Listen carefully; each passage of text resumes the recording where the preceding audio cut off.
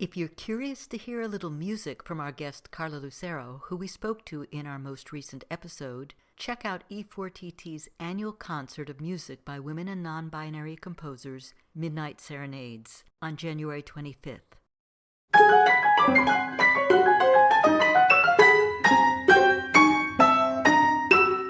Welcome to For Good Measure, an interview series celebrating diverse composers and other creative artists, sponsored by a grant from the California Arts Council. I'm Nanette McGuinness, Artistic Executive Director of Ensemble for these times. In this week's episode, we continue our Da Capo Conversations, a mini-series where we'll be giving familiar segments a topical twist. Today we revisit Juhi Bansal's and Brice Smith's perspectives on identity, culture, and music making. Here's what Juhi Bansal had to say. In a very, very broad sense, the issues to do with women and girls and getting an education are things that have always been really important to me. For the obvious reasons, I think we should all be caring about it, frankly. But also, thinking about women in my family and even my mom wanting to study music when she was younger and she wasn't allowed to. And I've had cousins who are still in India and family members who wanted to pursue educations and weren't allowed to. So there is a personal element to it, as well as just the obvious, of course, all girls should be given an education and given those opportunities. So one of the volunteer projects I did, this was a few years ago, there's a group. They've recently changed their name, which is why I'm hesitating. They used to be called the Bangladesh Girls Surf Club.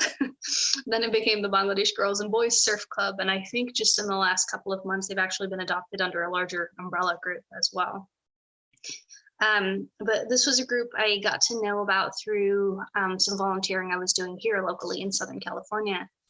And, it's this fascinating story about this group of girls in Cox's Bazar in Bangladesh, which is one of the poorest parts of Bangladesh, which is already obviously such a poverty-stricken country. And this group of young girls, basically, they saw a lifeguard surfing on the beach one day, and they asked him to teach them how to surf. And what I loved about their story and what I loved about kind of volunteering with the group afterwards was that they built what started as just teaching the girls to surf, turned into a school for the girls, so that they were, given an education. And many of them had until that point never gone to school. Often the girls in that community are married away at 11 or 12 years old to much older men. The club, because of donations, because of fundraising, because they were able to give food bags and aid to the families, kind of then enabled also the girls who were not married away that early. They actually had kind of bought them literally the years to be able to go to school and be able to learn and be able to graduate. So kind of, as a group I was volunteering with on and off for a couple of years, mostly through our work here in Southern California. But, their stories really stuck with me. And I got to know the founders of the club. So I had a couple of, Skype calls on tiny screens with the girls and getting to hear their stories through the language barrier. And,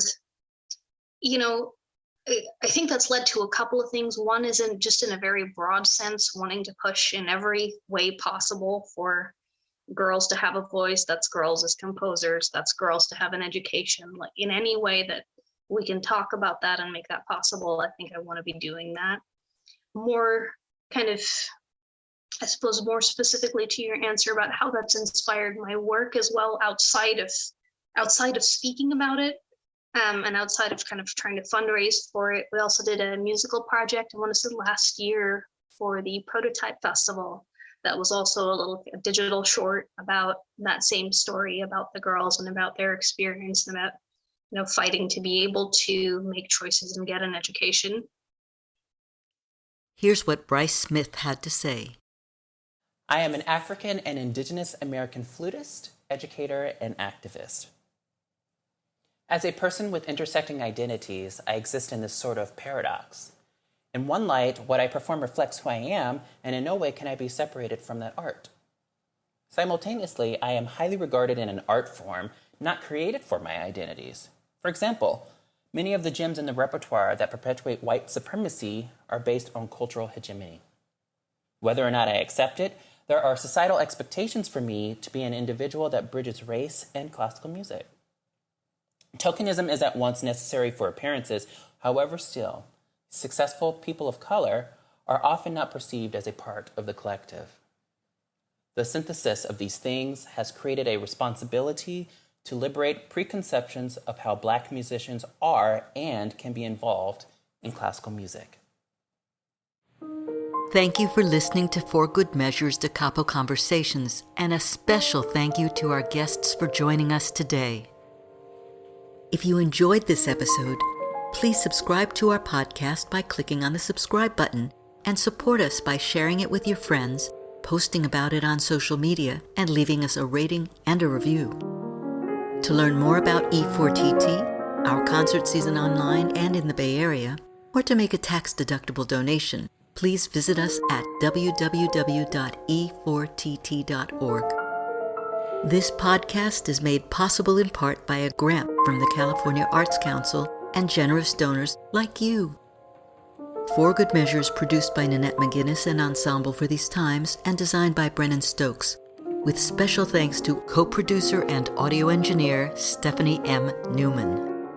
Remember to keep supporting equity in the arts and tune in next week for Good Measure.